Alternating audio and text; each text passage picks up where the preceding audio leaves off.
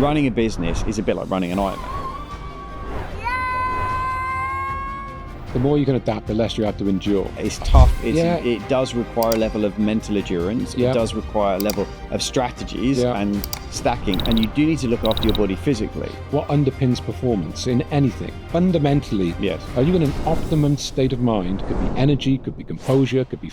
So that all of the skills that you've learned over time show up. Yeah. If you can master those things, you're going to be in a good space to perform well. That's a hack. That's amazing. That's a hack. Can we talk about recovery? The necessity, not luxury of recovery. The best advice I can give you. Where do I go to find out how to recover like a professional? So there's a model that Special Forces use, which is fascinating, called oscillation. It looks like this, right? So it's called... If I want to perform at peak, I need to understand that I cannot just keep pushing at peak all day. Stress, recover, stress, recover, stress, recover. Then you do something that gets you to cognitively, physiologically repair, restore. So oscillating is what you do is between... It's like it's a vicious cycle. Yeah. And burnout doesn't happen overnight. Entrepreneurs need to learn a lot of these skills. What did you enjoy about sales? Because if you're going to be successful in a business, sales is a core skill you have to have, right? Yeah, I question. Do you need... And it's certainly been a game changer for me the more I focused on it. Yeah, and I talk about that quite a bit. You're speaking at this year's Scale Up Summit. What are you going to teach entrepreneurs that are looking to scale their businesses and I'd say high performance, productivity and profitability? Yeah. What's your session going to help them get to? It all comes under the umbrella of the science of performance, because I want to make sure that it's data-led. These three elements of the process I set up in the book, which is better, smarter, stronger, is the strategy of how to build a psychological home game when you're in a geographical away game. Metaphorically, anything that's challenging or uncomfortable, how do you build the structure in the brain that connects to things like resilience and willpower, and how you fuel them is having a really clear active recovery strategy. So we'll definitely cover that as well. That would draw the conference to a beautiful ending. I'm really excited about that. Sure. Okay, so welcome along to this episode of the Grown Up Business Podcast. I'm super excited. This is going to be a great conversation, especially if you've ever felt that you're heading towards burnout, or you thought, how in the world as an entrepreneur am I supposed to juggle everything I'm dealing with? Surely you have to be superhuman at the moment to run a business in the current climate and scale it and grow it. Well, that's the subject of today's conversation. And I'm super excited to have with us the author of the book, Unashamedly Superhuman. Jim Steele, welcome to the show. Great to have you here. Yeah, likewise. Thank you. Looking forward to it. So for people who've not come across you before, you're CEO and founder of the Holistic Performance Lab, a leadership and performance consulting organization. You work particularly in the areas of performance, well-being, momentum, and clarity, which I think is interesting. We should talk about that, because I think one of the things that holds a lot of entrepreneurs and business owners back is they don't have clarity on what they're supposed to do next, so they end up just spinning the wheels, which I think is a challenge. You've worked with elite sports professionals. I think you worked with Sir Chris Hoy. I think I saw that somewhere in there. I interviewed him. Yeah, interviewed him. Yeah, which is great. Many amazing leaders as well. Your real big journey started, or your shift, I suppose, started in 2020, and we'll talk about that when some big things changed in your life and how that kind of came around. And you're absolutely obsessed with practical frameworks to help people become better, smarter, and stronger in both their work and life, and really how to be successful without burnout, which is true, right? Yeah, 100%. Yeah. And when I spoke to you on the phone and invited you on the show, that I told you the story. I first heard from you when I was driving around at about the age of 24. Which goes back a long time, dates both of us, but and I had one of your CDs back in the day, right? And I can't remember who gave it to me. I'd love to give them credit, but somebody did. And I remember listening to that for months on end, with you talking about performance and about memory, and we can talk about some of that. And I just that cassette, that CD became a big part of a turning point in my life, which led me to being involved with starting a business that went to 450 people in 3 years. Nice. But when I was listening to you, I was absolutely at my lowest, and I was driving around in a borrowed car from my mum. I borrowed a car from my mum because I didn't even have a car at that point. Things had gone horribly wrong. And but somehow that CD found its way into my life, and I've never forgotten that. So so welcome to the show. That's amazing. Nice, great intro. So this is going to be a conversation. There's a lot I want to talk to you about. There's a lot in the book that is absolutely brilliant. We'll drop a link below to where people can get hold of Unashamedly Superhuman, because it is a brilliant read and should be one for everybody who wants to increase performance. But let's just go back in terms of your story. I mean, you dropped out of school at 16, or you left school at 16. Yeah. And then you went and became an engineer. Yeah. So first of all, why? Yeah, good, fair question. I found the whole school system quite overwhelming. Yeah. I mean, I loved it. I loved the social element of school. But I suppose now, this is a long time ago, right? Yeah. And back in the day, people weren't looking at brain types and, and how people thought and performed under pressure. But I certainly exhibited a lot of the traits that are now evident in the studies, whether it's dyslexia, ADHD. I don't want to claim it, but I can certainly I felt the intensity of trying to juggle lots of things. Right. So I always found myself diving deep into one thing. Yeah. So whether that would be sport, whether it would be art, which typically were the subjects that weren't that academic. So by the time I got to 16, I wanted to find something that was more connected to how I operated, and it wasn't school. Yeah. So what was it going to be? Well, again, I wasn't. I had an interesting this morning. I listened to a podcast this morning. Louis Theroux was talking to Jimmy Carr. Right. As it happens, I'm going to see Jimmy Carr tonight at the O2. Anyway, he made this comment about careers advisors. And he said, look, careers advisors, they shouldn't be giving advice on careers. He said, why? Well, because they're careers advisors. And it was a little harsh, but he said, I think a better strategy would be careers advisors should work like jury service. We should get a letter in the post or an email saying, right, you're going to give a half a day of your time to go to a school and talk about your career. And it should rotate through people in careers. And I thought that's an interesting concept, right? So you start to hear how they've experienced their life, what their challenges were, how they overcome it. So I had no careers advice. So I didn't know what I was going to do. A friend of mine was a mechanic.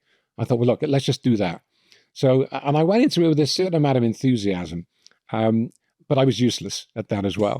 And I often joke about, and it's not even a joke, it happened. My foreman often would call me, an idiot, often. But he was wrong. I was a highly motivated idiot. I was enthusiastic, which is dangerous around heavy machinery. Yeah, right? Very, and risky. Yeah, but I thought I started it, so I'll finish. And that became a bit of a trait. If I started something, I wasn't going to dip out. So I did the 4 years, and literally on the day I qualified, I handed my tools over and I walked out. But I felt quite satisfied that I completed something. But I think if there's a through line between that and what I then moved towards, and even still what I do now, was this fascination for how things worked. Yes. So it might have been machinery at that point, and now it's people and companies and success. And I wanted to know what's under the bonnet of performance of life. What's the difference that makes the difference, right? Yeah, exactly. And I think that curiosity has stuck with me, and that fascination in studying people that are achieving things that I'm interested in achieving. And I did the same when I went into sales. I went from that into sales, had 10 years in a global corporate, in sort of general insurance. And even then, I'd look at the top people and I've got to find out what they're doing. I've got to spend time with them. And I would take days off, unpaid days, and just go and shadow the high performers. So that became a bit of a train of thought that I've kept in everything that I've done, which is if you're going to do something, success leaves clues. Find the people quickly that are achieving the results that you're interested in, and try and get a sense of what their strategies are, right? Not their strap lines. I got to get behind, almost behind the abstract. Because if you ask a lot of people, what makes you so good? And I see this in this sales company, but there's great conferences. I love the conferences. And I'd sit there and they'd interview the high performers and they'd say, so how did you have such a great year? And they'd say things like, well, I worked really hard. I was persistent. And you're thinking, well, yeah, I mean, I do that. It's like they're not sharing their goals. Don't you think? So I think there's an interesting point here, which is firstly, the education system isn't built for entrepreneurs or people with creative minds. It isn't. Right. It was built to create people who would be good in factories, right? and in fact, if you go back further in history, it was really built to create soldiers, right? Like Right. that was the whole process, was to put people in an environment where they would learn to follow rules, and they were judged on their ability to memorize things, because that was the important skill set at the time. Yeah, that's a good point. And that was what you got rewarded on, right? You didn't get rewarded on problem solving, relationship building, creativity, because back in the 1800s, you were going to come out of that and you were going to go into, farming. I mean, the mad thing is that the reason the school holidays in the UK are so long is because during the summer, all the kids had to go and work on the farms. Right. So that's why they're so long. Well, that's the only reason, was that they went back to the farms and worked. So and then you go, well, then they were needed for manufacturing plants, right? So the factories, they're to go into factories. Now, going to factory, you don't want a creative person on a production line. You want someone who will follow the rules, do what you say, and that was the programming, because that's what was needed for the economy at the time. And I think it's taken decades, and it's not even caught up. It's starting to. But I think dyslexic people, I'm dyslexic, and I tend to think it is a superpower. LinkedIn calls it a superpower. You can put it on your profile. You can have made by dyslexia on your profile as a superpower. Right. And but we now reward creativity differently. Like, what is the point in learning to memorize stuff, because the internet's going to give you all the answers?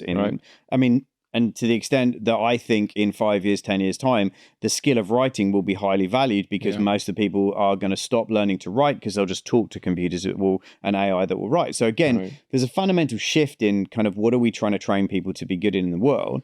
And if you look at, there are about 9 different types of intelligence. There's physical intelligence. Obviously, there's kind of like communication intelligence. There's lots of different ways, but school really only tests for 3 or 4. Yeah. So if you're outside the 3 or 4, you feel like an outcast. I feel like, well, this isn't for me. I don't fit. It doesn't talk to me. I don't get it. And I think most entrepreneurs come out of school going, I'm not smart. Whereas I think we are, but I got called. My dad, bless him, I love him to bits. He used to call me lazy, and I wasn't. I'm not lazy at all. Right? I'm probably one of the hardest working people in the room. But he didn't understand my brain, so he couldn't understand the way I created value. And I think that's what careers advisors don't help you understand, is that they don't help kids understand, this is what you're brilliant at. This is how you create value. Try and find a career that allows you to do that most of the time. Right. I'm not going to tell you what to do, but I'm going to, because boys' brains aren't fully developed now till what, 24? Right. That's what they say, isn't it? It's about 24, that when they're fully developed. So giving someone careers advice at 16 or 18 is like, the brain isn't fully developed. What are you assessing? Yeah. And I just think this goes back to something I want to talk to you later about flow. Teachers should be taught to identify when a student is in flow and go, right, that's what you're brilliant at. Because that's the thing you do naturally all the time. Now we just need to find a career that links to that. Yeah. Well, I think you're right. I think, and follow your talents. People say follow your dream. I say follow your talent. I agree. Yeah. Find something you're really naturally good at. Develop that strength. Because if you're following something that you have an inclination to do more of, and you lean into it, you might be competing with people who don't. So for them, it's work. For you, it's like play. Yeah. Right. Totally. And that's got to give you a competitive edge. Yeah. So what did you enjoy about sales? Because I think that if you're going to be successful in certainly in a business, sales is a core skill you have to have, right? Yeah, no question. Yeah, no, I enjoyed the process of understanding people, right, and motivators and needs, right? Because you're right, leaving school, I left with that identity. Well, I'm a bit thick. I'm not very capable, and I started to realize that in this field, there's a whole different range of skills, and having this mindset of being a lifelong learner. Yes. So rather than I didn't learn well, I didn't learn well in that environment.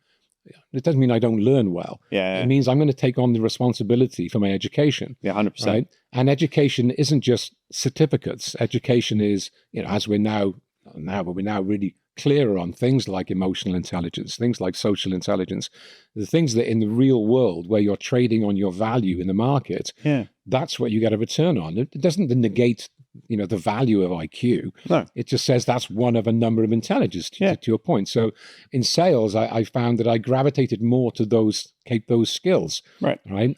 Which are 2 of the 9, by the way. Like social intelligence is one, and emotional intelligence is another of the 9. So if you're good in that, and then find a few that you can connect with, and you can excel at. Totally. Because you can excel in so many things in life. Life's, it's the big world, and there's a lot of things you're never going to know. You're never going to go. There's a lot of great books you're never going to read, right? True. Some great music you're never going to hear. It's disappointing, but it is what it is.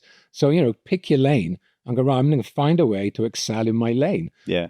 And surround yourself with the kind of people that can facilitate that. Yeah. Be quite choosy with that, because that's a big deal. What's that old cliche?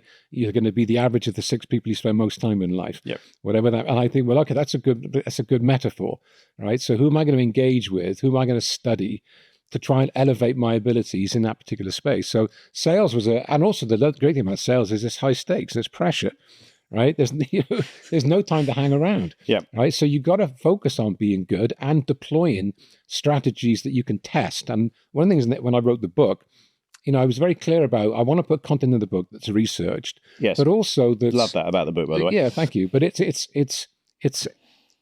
adaptable and applicable. I want to find a use for the content. Right? How much information do you need? You need as much information so that you can put it into action, and then you test it. Do I know enough? Did it work? Well, in sales, you find out very quickly because the results come or they don't. Yeah. So do you have that agility? And I suppose the buzzwords that come out since Carol Dweck's book Mindset 20 years ago is this growth mindset. Can you adopt a growth mindset through life and not get fixed in a view? And I think in sales, that's an absolute must, because it moves and changes so quickly. The market's changed. Yeah. The trends change. So having that, the ability to see something, process the information, find out what you need to be good at, test it, right? And then just judge by results. And there's no better place to judge by results. And I love that about sales. Yeah, I think it's the ultimate form of feedback, isn't it? It's immediate feedback, right? And whether it's in sales, listen to Jimmy Carr, whether you're a comedian on stage, are you any good? Well, do they laugh? Yeah.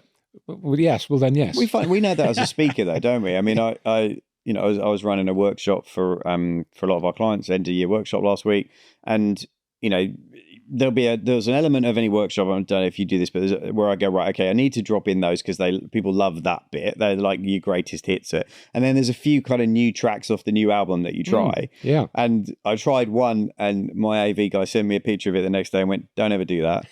And I was like, didn't work, did it? He went, it was horrible.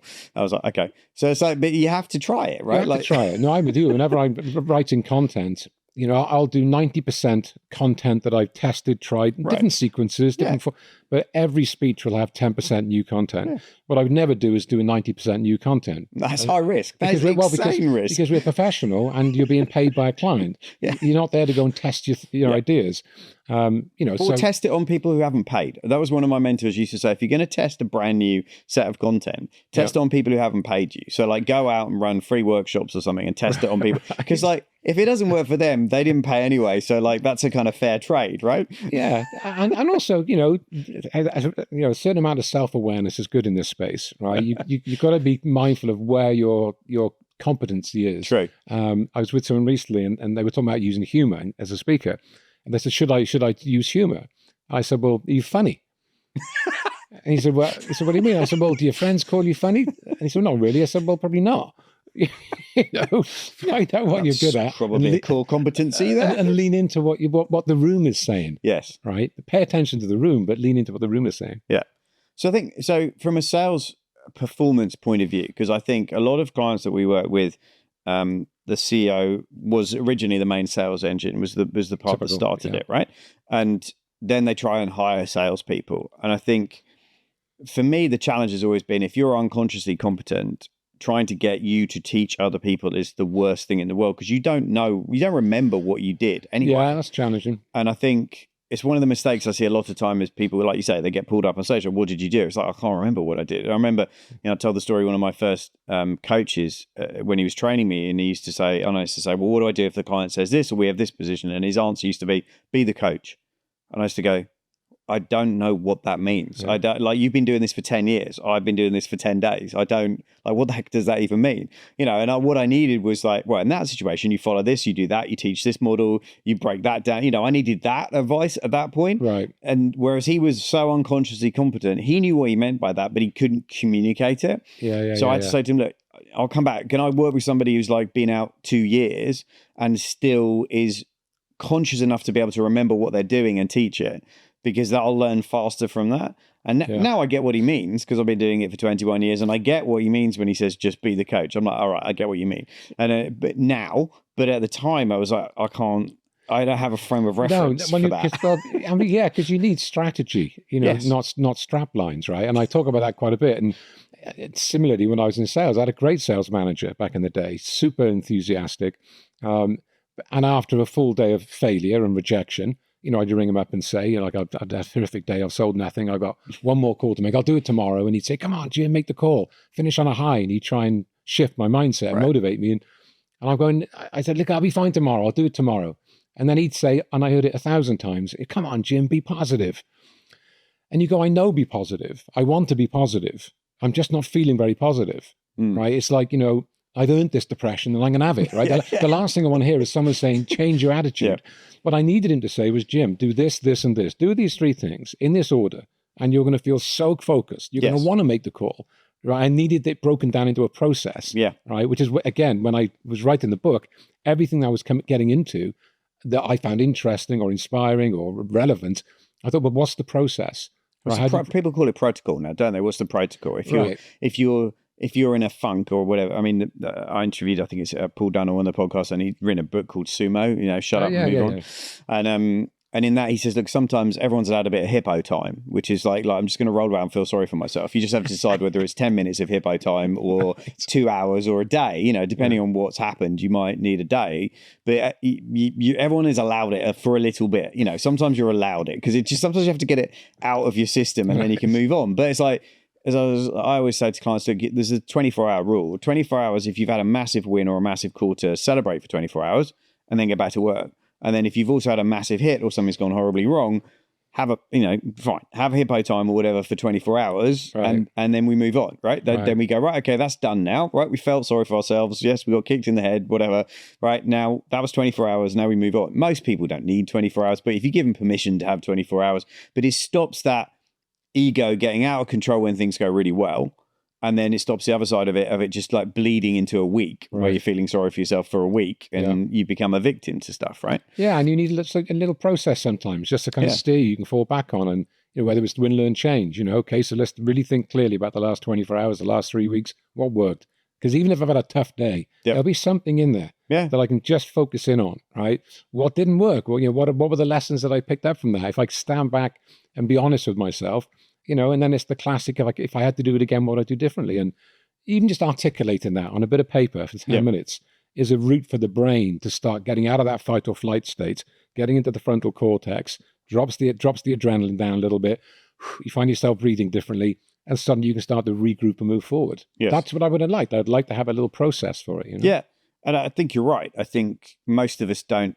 I think there's so much talk about morning routines and how do you set yourself up for the day, which is great, by the way, and very valid and hugely powerful and makes a big difference. But there's very little, I think, out there in terms of how do you close the day out. Equally important. I think the best start to your morning routine is how you close out yesterday. Yeah. Right? It begins there. Yes. So how do you wrap up days? What's your process? What's your protocol? Yeah, well, I often do that. I often pause just for 20 minutes.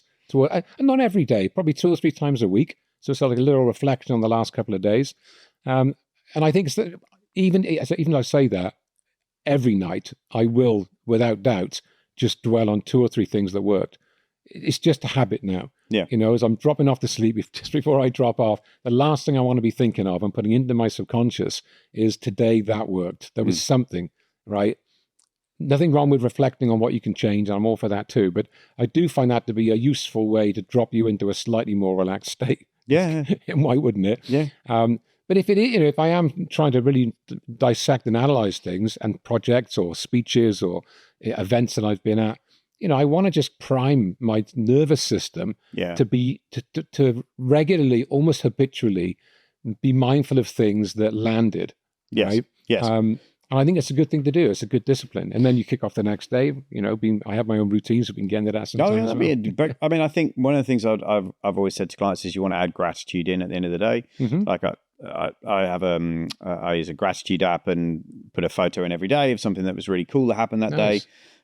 Because when you go, it's been a tough week. But if you scroll back through the week's photos and the things that actually were happened, call them wins or call them things you're grateful for.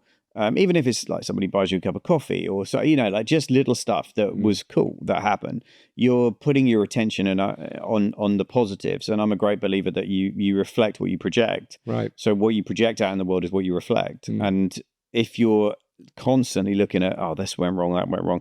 Yeah, listen, I mean, was it Roger Federer when he gave one of the great commencement speeches at University of America? I forget which one, but he talked about the fact that if you analyze his stats, he only won 53% of all the points he played. Yeah, same as Djokovic. They're all in the same right. number. But they're only just winning over 50%. So what makes us think that we're going to turn up every day and win 90% of it? It's just it's not a realistic expectation. Yeah. So I think it is that, just break it down slowly, because you did it so fast it almost missed it. So number one is log your wins. Yeah. Number two is what would I learn today? Because I think that's a growth mindset. What were some of the things I've learned? Now that learn could be something that didn't go so well. That learn might be something positive, but certainly, what worked? What am I learning about today? Okay. And then third thing, if I got to rerun it, right? What one thing would I adjust? Yeah. What I do differently? Yeah, I think when we run events, we do a debrief process where we say, what would we do differently next time? Right. So it's like, well, would we change that up? Would we move that? Would we put more lights here? What would we do differently? Yeah. Which keeps us from that what went wrong question that otherwise easily creeps in, doesn't it? Oh, what went wrong? It's like, well, if you have that growth mindset, you've got to constantly be in a space of, okay, how do I make this? If I make it 1% better every time, a year from now, you're in a completely different place. Oh, the whole marginal gain piece. And when I interviewed Chris Hoy, and David Brailsford was there too, and they were talking about He was the man behind the England cycling team, correct? The UK Team GB. Team GB, and completely turned it around, like phenomenal results. And then also Sky and, professional cycling too. But he talked a lot about that marginal gains concept. And it's interesting. I was reminding me of an interview I did many years ago. So I got to work briefly with the Williams Formula One. Oh, wow. With the business. So Frank Williams. Was he still there? He was still there. And I interviewed Frank Williams. And we were talking about momentum, because they just won the Drivers' Championship. They just won the Constructors. This will go back into like 97, something like that. Yeah, they were at their peak. Yeah. And they were talking about, keep momentum for the following year. And I asked the question, what's the difference that makes a difference in your world? It's just not my world. And he said, well, let me put it like this. He said, if you're the fastest car on the track in February, at the start of the season, if you don't improve during the season, by November, you'll be the slowest car on the track. Yeah. And I said, well, seriously? He said, seriously. Now, I don't think it's quite as extreme now. I don't know. Ferrari's season this year, you could pretty much, they gave up. They said publicly, didn't they? They weren't going to improve the car this year. They were putting all their, they came out and said, we're not improving the car this year. From halfway in the year, we're not bringing any upgrades. We're only focusing on next year. Right. And you watched how much Lewis and Charles just completely struggled on the back end of this year. And you went, well, that's why. Yeah, because everyone else moved on and you didn't. But the fact that you can be the best of the best on day one in February and think we're the best. So you kind of think in most walks of life, you go, well, why would your modus operandi be performance improvement if you're the best of the best? And they're going, well, because if you don't, everyone else is going to move forward, and by the end of the season, you'll be left behind. Now, I used to think that was quite an extreme example that wasn't relevant in the corporate sector until June this year, when I was at South by Southwest, which is a tech conference in London. Right. And I got all the futurists there. They're all talking AI. And I've suddenly started to think that is highly relevant right now. If your focus isn't on what's happening and what's coming and looking at marginal and even not just incremental, but transformational gains, with the best will in the world, we're going to find ourselves behind the game very quickly. Yeah. Right. Well, we had the former Dragon Piers Linney come to the Scale Up Summit a couple of years ago, and he was talking about AI right before it was everyone else was talking about it, and he said to everyone in the room, he said, you won't lose your job or your business to AI, but you will lose it to a competitor who learns how to use it faster and better than you do. Mm-hmm. And that's always struck with me, because it is that marginal gains piece. It's like people who are adopting it are just getting 10% better at something or 5% better at doing content creation using AI tools or whatever it is. And that it's the compound effect of that. Yeah, that's what suddenly you turn out. Well, when did we lose the market share? Well, we lost it because we lost it 5% every month for the last 2 years, and that's when we lost it. Yeah, and I think that you're right. And I've been starting to bring this into sessions that I'm running. I don't talk about AI; it's not my field. but I talk about the reaction to something like AI. In fact, I did this poll with a group not long ago and say, what's the first thought that comes to mind when you think of a generative AI? Now, it wasn't a tech audience. And we got it in through Mentimeter and all that. Yeah, they're great tools. And the top answer in the room, there was 2 or 3 top answers. The first one was, it's going to nick my job and I can't keep up. Yep. The second was, I'm not technical enough, so I can't learn fast enough. And I said, no, there's nothing wrong with those beliefs per se. There's nothing inaccurate about that. That could be a valid, concern. But the relevance what's relevant about that is the impact of that belief, right? The impact of a belief system. So, I'm going to lose my job and I can't keep up. What's the impact of that belief? Probably some sense of avoidance. Like, I can't even look at it. I'm just going to avoid it. That's the impact of holding that belief system. I said, so what if you reframed that? What if you found a more empowering reframe to AI? And we're not looking for truth, because who knows? Right? I left that conference thinking, I don't know if this is the best thing that's ever happened or the end of the world, right? And I'm not sure most futurists knew as well. But I said the impact of the belief is what drives you, how you feel and what you do. What if you reframed that? And I asked the room, what's a more empowering reframe? In they went, up come onto the screen. AI will multiply my impact and develop my strengths in that area. And I thought, okay, well, that's equally relevant, right? What's the impact of that belief? Well, you now focus on some desired result. Yeah. It's moving you forward. So it's it's not what we believe, it's what we need to believe in order to cause us to lean into something. Yeah. So I'd say to people who have a challenge with what's happening with AI, okay, so what's a useful way of seeing this that causes you to lean in? Because not leaning in, I don't think is an option. No, and I also think it depends on the environment in which you're interacting with it. So, my wife's got a brain injury and finds it very difficult sometimes to communicate things. Right. Well, with AI, it's literally changing her life on a daily basis, because amazing. She'll go to an app on her phone and say, "What's that?" Literally, she said this last night. It was hilarious. She was trying to explain somewhere that we'd been in the world, and she typed, and she was saying to me, it was the place where they had the thing with the what's it, and I'm like, this one I've got no clue, right? I'm like, I'm sorry, just don't know. She went, hold on. She got her app and she said, right, it's the place that has this kind of architecture and this kind of stuff. And it came out and it was like, oh, right, okay, you're talking about when we went to Venice and you're talking about this. And she goes, yes, exactly. And I was like, all right, okay. But that AI helped her. The AI could understand what she was trying to say, and now she's found a way to communicate. And I think when you see positive ways, it helps people, which it does for sure, in loads of different fields. Like I've got a client of mine with a chain of vet practices, and when we rolled out AI note taking for all the sessions, what that did was it allowed the vet to be more present with the animal and the client. All the notes were now taken in the same way. Everyone can read the notes, because typically vets have terrible bad handwriting, just like doctors do, so nobody could read the notes. They were all standardized, they're all digitized, they're all attached to client records. The level of care now that you can deliver because you've got all of that is huge. Yeah. And you're present with whatever you need to be present. You're not worrying about taking notes. And I think even with salespeople, I've got a couple of clients now where all the sales calls are recorded. They're all transcribed and they're all graded red, amber, green. And the red ones are flagged and sent to the sales manager. And they are then with suggestions of how the salesperson on the call could have done it better. Incredible. Where they walked past opportunities to ask questions. Now that's real feedback and really fast. That's fantastic. But if you can embrace that. You can get very good, very, very quick. The time lag between being average and being good is massively reduced, right? You become, because you're getting real data feedback. Oh, by the way, if you'd have asked this question at this point in the process, you would have had better conversion rate just based on data. Yeah. That was a buying question, because we've analyzed 3,000 sales calls, and we know that when people say that, if you say this, they tend to buy. Suddenly, you're able to create patterns on a massive data set, which most as salespeople you'd never get, right? Because if you do 5 appointments a day for so many years, you're still not building data as fast as AI builds it. Yeah, and I think you got to be clear about what can I utilize within this topic. It's a big topic. Massive. You haven't got to like everything about it or everything that's going to happen, but there's lots within that. You go, what can I cherry pick to utilize to make me more productive, more effective? So, definitely more productive. I think that's a key thing.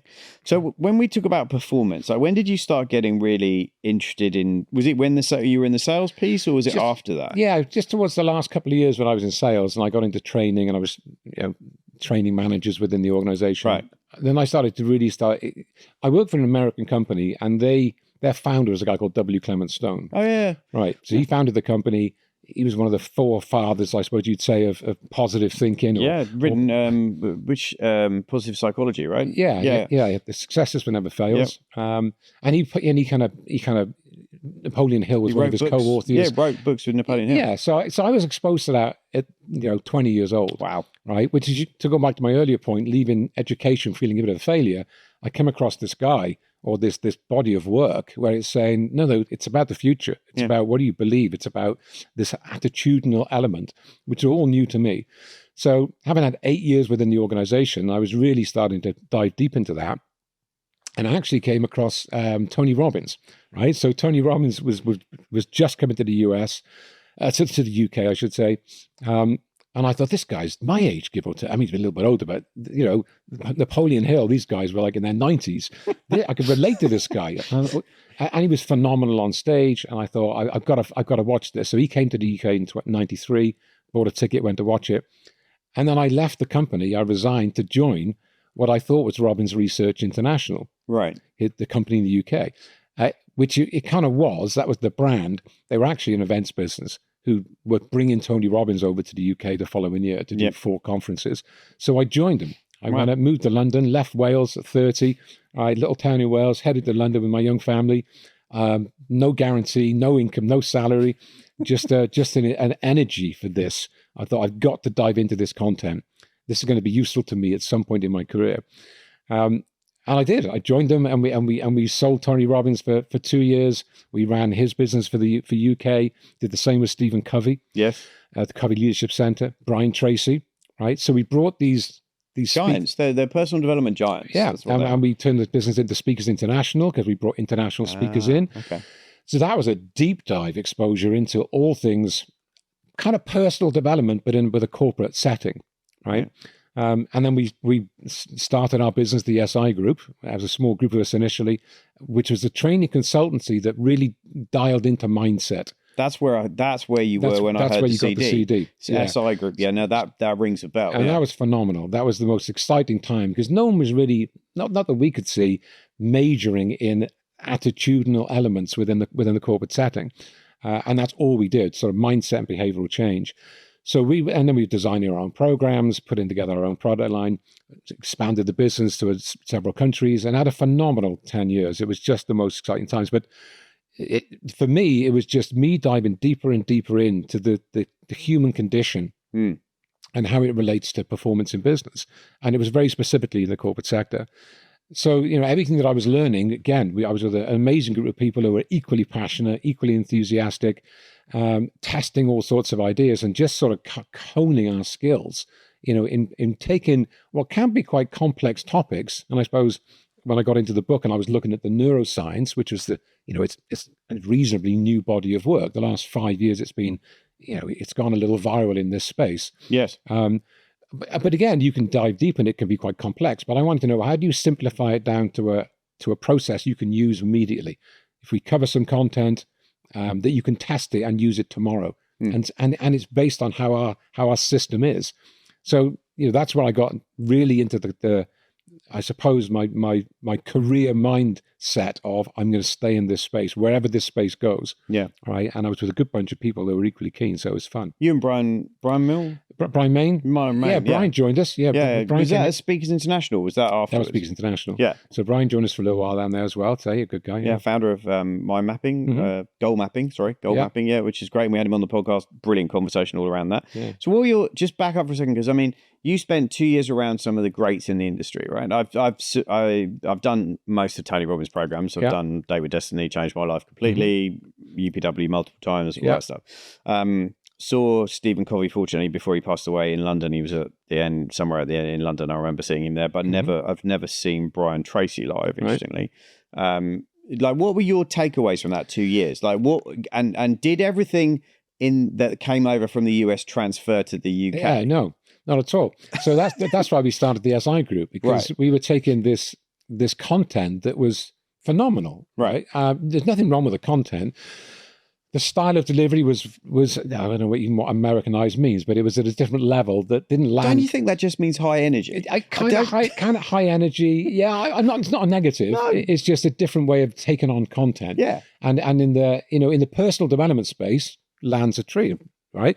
But in the corporate sector, I think they'd have a hard time walking into some of the rooms I walk into, and doing the thing they do and the way they do it, because we have a different way of receiving information in the UK. So my focus was, how do we sort of anglicize the content in such a way that it makes it palatable? Yeah. So you get a smoother route in. Yeah. You have the same output or outcome because you want to try and have impact. Yeah. But you have to tailor it in a way that suits the way we operate. So that was our challenge. Right. And that's I love that, because I'm a good delegate. I've always loved going to conferences. I'm also, I wouldn't say I'm a pragmatist. I'm not a raving optimist. I mean, I'm optimistic, but I don't sit there just going, yes, I agree. Yes, I'm quite skeptical in my processing of information. Okay. Why are you saying this? How do I use it? Can I use it immediately? Or are you just telling me a story? Right. I think people think in their audience, me too, not so what. If I'm saying something, they're thinking, is this about me too, or so what? And I saw a lot of speakers where you kind of go, so what? It doesn't always land. So, yeah, we were really, really keen to try and make it palatable, right? And that's how we started our business, was taking some amazing content and putting it into a frame or a way of communicating it, where in the UK, which were where we operated, the corporate sector, they were, honestly, the feedback was unbelievable. They were blown away for years. It was nothing like it, I bet. It was nothing like it. I mean, we never got bad feedback, because why would you? We're covering some information that just isn't in the market, other than in the personal development space, and that's a little more niche. Yes. And I entered that with a tremendous amount of enthusiasm, operated over here in the corporate sector, and wanted to bring back some things that I thought would be really not just useful to people in the sales role, in any role in business, but life-changing. And I don't overplay it, and that's the feedback we often got on a daily basis. This isn't just about work, is it? This is about life. Yeah, it is. And you go, well, we never said that, but yeah, these are life skills, and you can take them home with you. Yeah. Right. Well, I think a lot of what I do under the banner of business coaching is actually teaching leaders how to master their emotions, master themselves, build teams.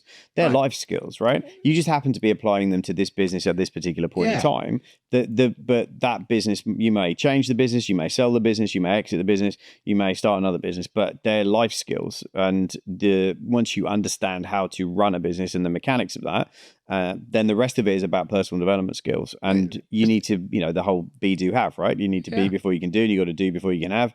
But I think fundamentally most people spend most of their time obsessed with just do more. And that's where burnout comes from. Right. Yeah. Right? I mean, look, life is a series of problems, right? Problems and challenges and opportunities. Just be good. Whether that's in work or whether that's outside of work, I don't see the line sometimes. If somebody's really nailing it in any area of life, that you'll find strategies you can take and drop into other parts of your life too. So, I think also that, what underpins performance in anything, whether it's performance as a salesperson or a parent, fundamentally is the emotional state you're in at that time. Yes. Are you in an optimum state of mind, frame of mind, in the situation you're in, so that all of the skills that you've learned over time show up? Yeah. Right? Because if you're knocked out of state, even if you've got competency is no predictor of performance. Right? If you go to, sport's a good analogy. You go to any golf club in the world, you go to the driving range, you see people warming up, hitting one shot after the other down the middle of the range. You go to the first tee, put some money on it, put a crowd around them watching, and stand back. And you'll often see a very different level of performance there compared to the driving range 20 minutes ago. And you go, well, you clearly have the skills. You've been demonstrating them today. Yeah. They're just not showing up. So as much as competency, skills, fundamental, got to be good to be in the game, what determines whether they show up in pressure moments will be fundamentally the state of mind that you're in, right? And state of mind could be energy, could be composure, could be focus, could be a range of things.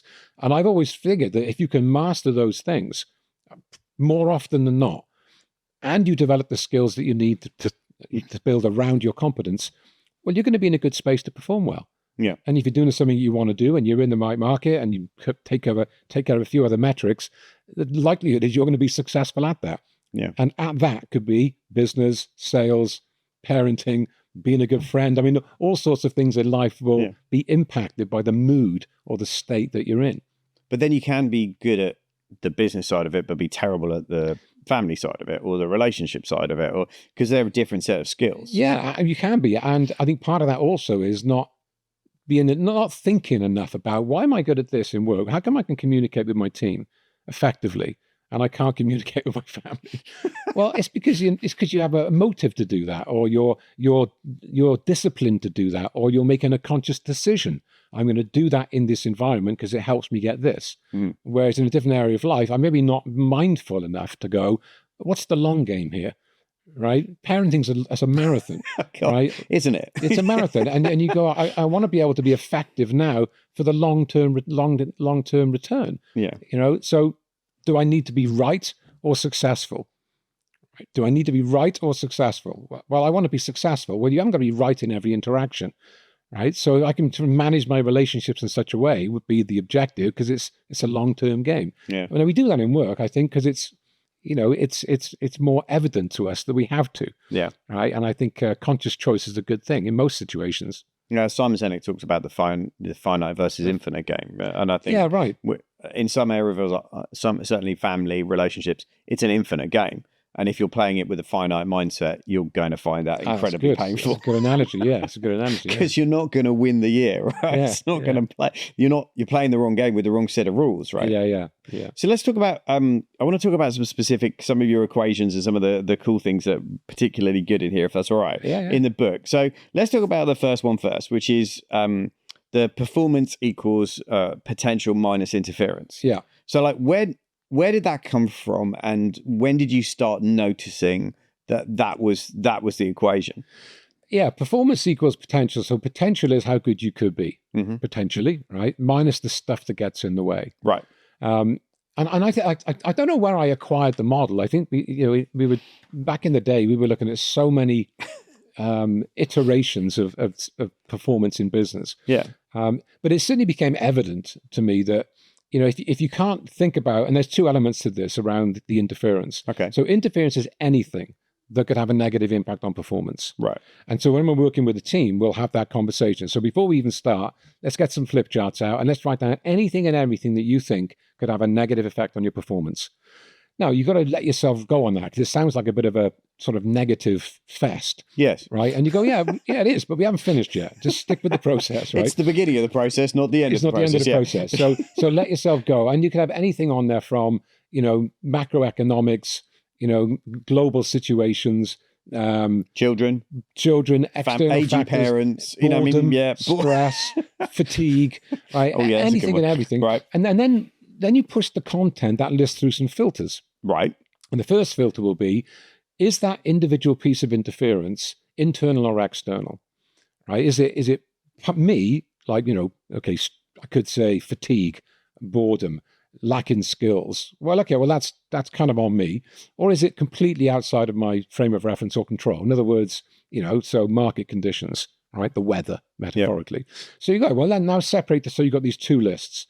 And then you make, and this is not a new concept, but you make the observation, okay, so this is something I could have some influence or control over, and that's something that I just don't, or I can't. Now, then I ask the question, well, as you look at these two separate lists, think about, you know, what your objective is. So we've already decided what our longer term goal will be within what performance looks like. But then you ask the question, well, or better than that, even before the question, I asked people to write a statement down. It's quite provocative, right? And again, you'll recognize it. So I said, just write this down. If you can't accept it, affect it. If you can't accept it, affect it. If it's on the list and you're going, that's unacceptable, we can't, that can't stay in the business. Well, okay, well then we have to do something about it. We'll come to that. We'll plan in a minute. But what's the flip side? If you can't affect it, accept it. Well, you can't accept it, affect it.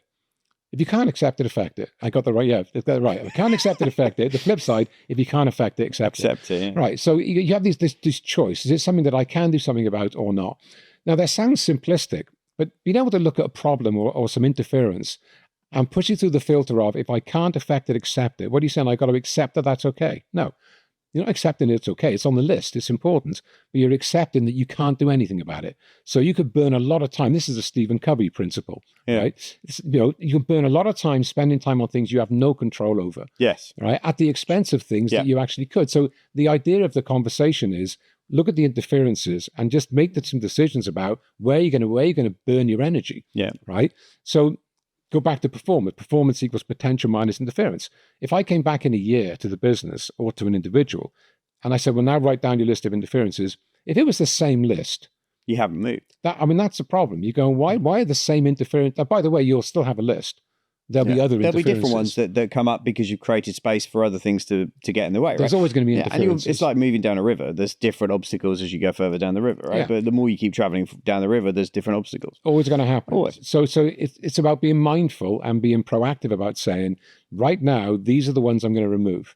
So these are the ones we can't affect. So if you can't affect them, put them to one side. If you can't accept it, you got to do something. Yeah. So what are you going to do? So it kind of keeps you on that mindset of control the controllables. Yeah, which is a phrase I use a lot with people. Let's just control the controllables. And I remember, my wife ended up in hospital and in a coma for 21 days, and that was a very good teaching moment for me at the time, because I had to learn to go, right, there's some stuff here I can affect and there's some stuff I can't. And therefore I need to focus on all the things I can. I can't influence what the doctors are going to do, the drugs they're going to give, or any of that stuff.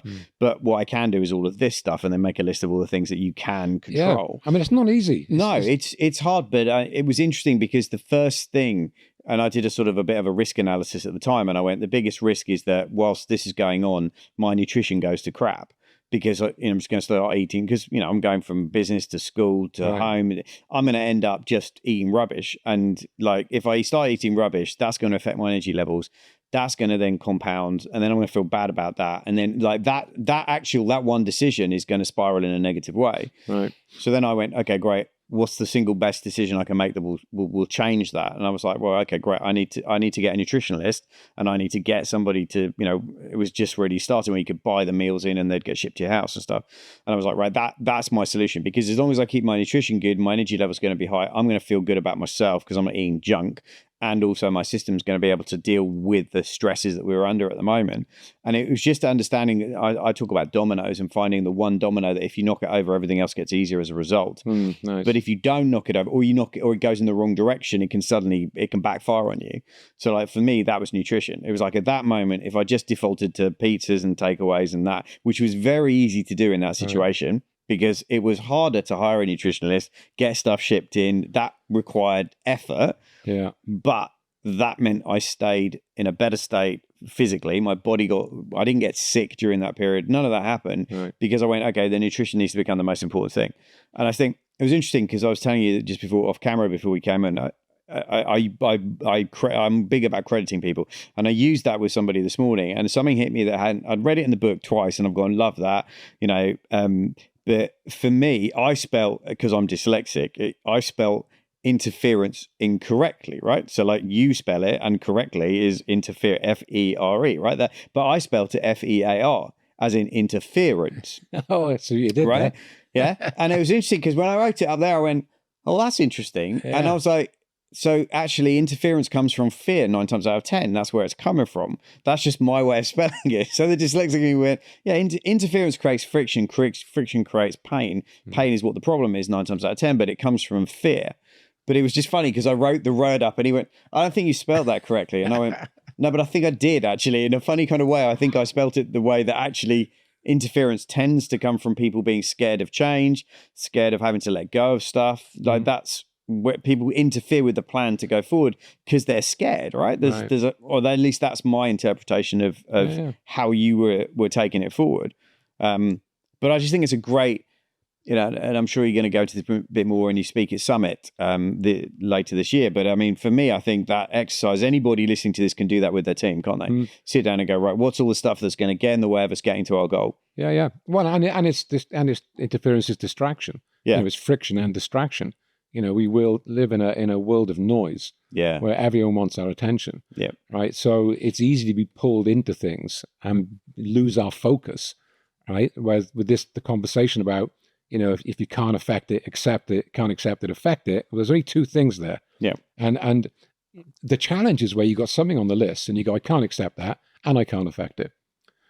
If you can't accept it and you can't affect it, the only outcome is heat.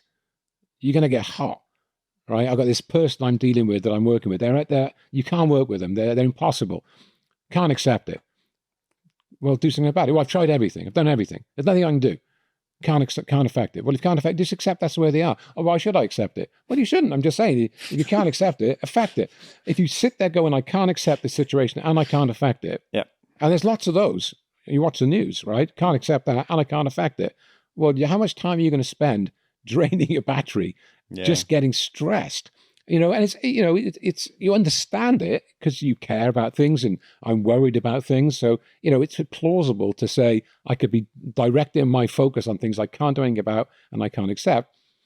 But at some point you got to pull that back and go, well, at what point do I stop this? Right? Because there's no way through that. No. Until you go, right, which one am I going to decide? I can't accept it. Fine. What's my plan? What's my strategy? Even if you don't know how, you got to get some action into that. Yep. Right. But if you fundamentally decide there's nothing you can do, as best you can, just park it, put it to one side, write it down somewhere, leave it over there, and put your attention somewhere else because it's just a distraction. Yeah, and I think there's a point here I would bring up, which sometimes people think. So let me give you how I would interpret this from me anyway, right? Like when you say I can't affect it, well, okay, you might not be able to affect the situation because you, for whatever reason, can't make that, but you can affect how you see it.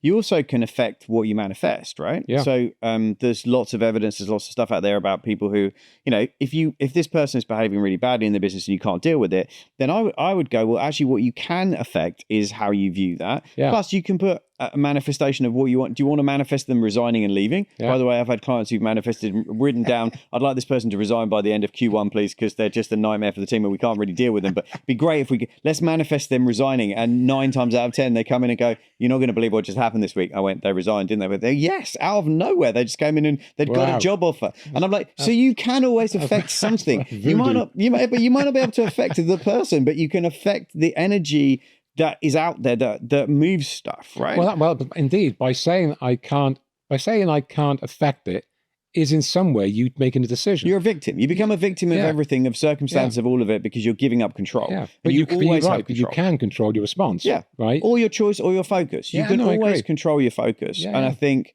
look, I am big in. I do the business stuff, but I also do the woo-woo stuff because I've just too many times it works.